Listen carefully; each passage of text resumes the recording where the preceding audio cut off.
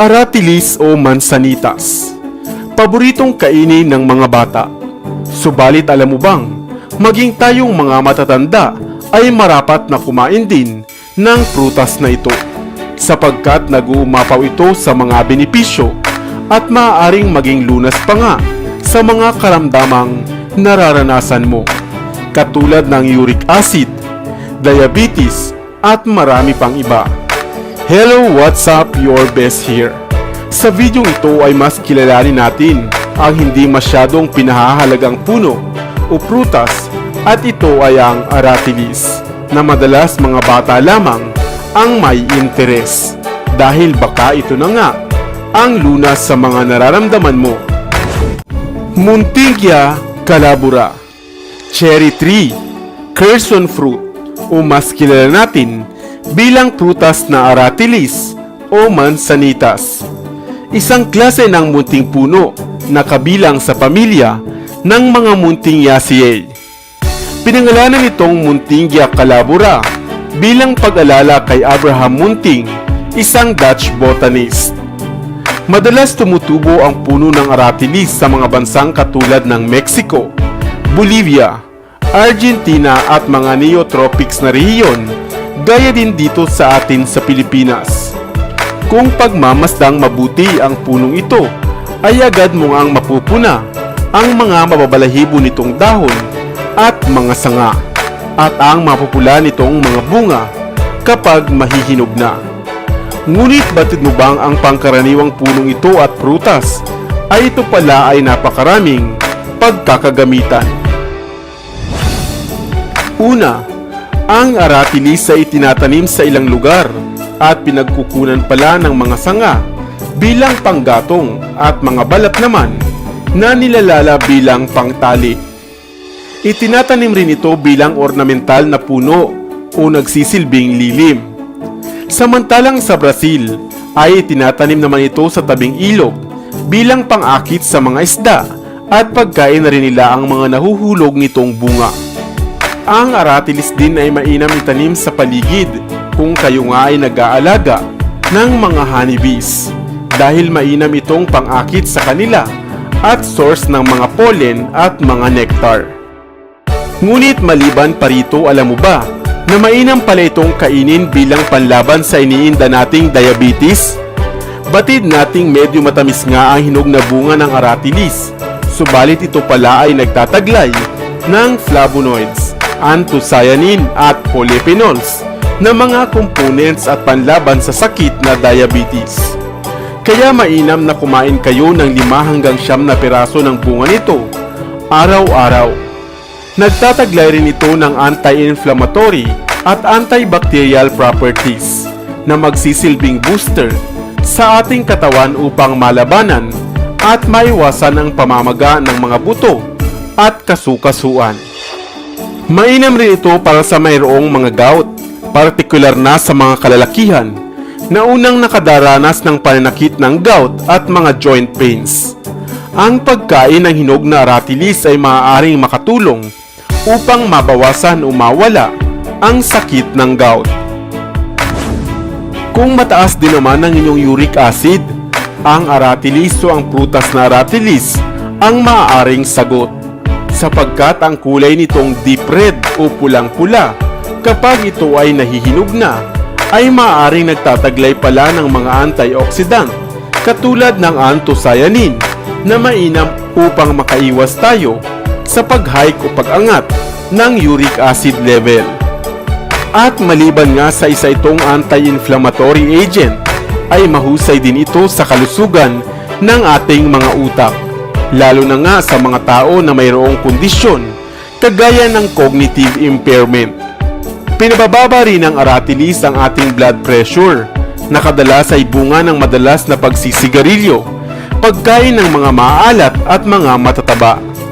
Kaya maiiwasan ito sa pamamagitan ng pag-inom ng tsaa, buhat naman sa bunga ng aratilis. Ayon din sa isang pag-aaral at pananaliksik, ang aratilis ay maaaring nagtataglay ng mga anti-cancer properties upang makaiwas sa mga cancer at mga tumor growth. Maaari mo ding gawing tsaa ang dahon at bulaklak ng aratilis na mainam sa mga problema sa prostate, sakit ng ulo at gastric ulcer. Hindi ba't nakakugulat ang mga pakinabang at benepisyo ng prutas na aratilis na maaari mo ngang ikonsumo araw-araw?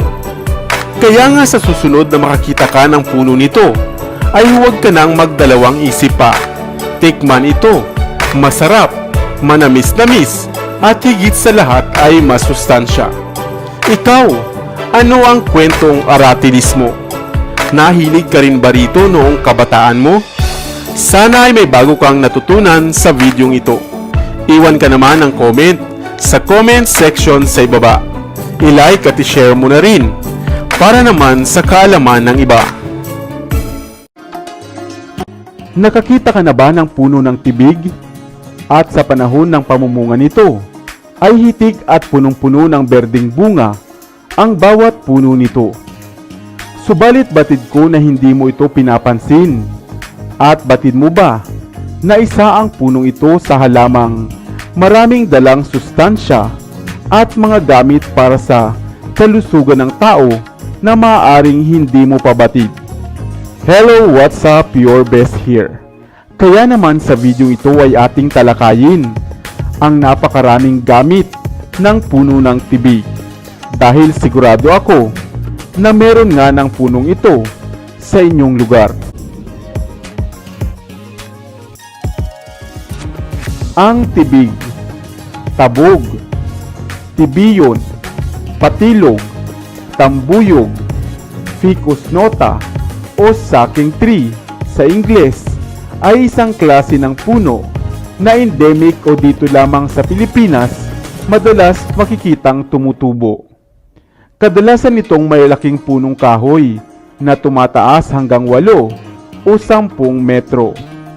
Mayroong mga berdeng elliptic ovovate na mga dahon at sagana sa mga pabilog na berdeng bunga.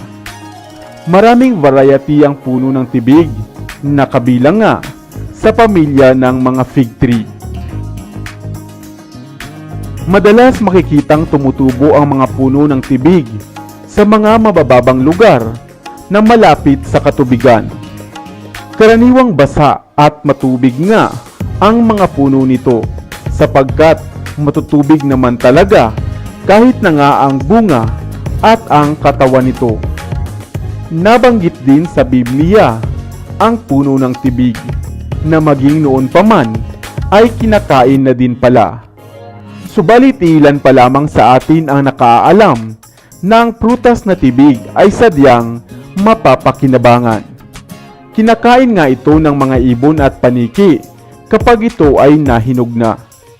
Subalit ang puno pala mismo ng tibig ay nag-uumapaw rin sa mga sustansya. Isa itong mahusay na source ng antioxidant, antibacterial, nagpapaputi, at mabisang panlunas at sandamakmak na gamit, at iyan nga ang ating iisa-isahin. Ang puno ng tibig dahil sa ito nga ay matubig ay maaaring kunin at ito ay gamiting panlunas sa mayroong lagnat. Maaari mo rin itong ihaplas sa mga masakit na bahagi ng katawan, kalamnan, braso at binti. Iniinom din ito bilang panlunas sa mayroong UTI, asthma, ubo, at iba pang problema sa paghinga. Ang sinunog naman itong sanga ay mainam pala na pantaboy o repellent sa mga insekto katulad ng lamok. Samantalang ang dahon, partikular na nga ang mga batang dahon o lambod pa lamang nito, ay maaari mo palang kunin at iluto bilang gulay na kadalas ay ginagataan. Mahusay ring panggatong ang tuyong sanga ng puno ng tibig, at ito nga ay maningas. Subalit ang bunga nito na madalas ay hindi nga natin pinapansin ay makakain din pala, na mayroong matamis o bland na lasa. Ayon nga sa pananaliksik ay karaniwang ginagamit din ng mga taga-Talandig tribe sa Bukidnon ang prutas na tibig bilang mainam sa mayroong tumor, cyst o cancer.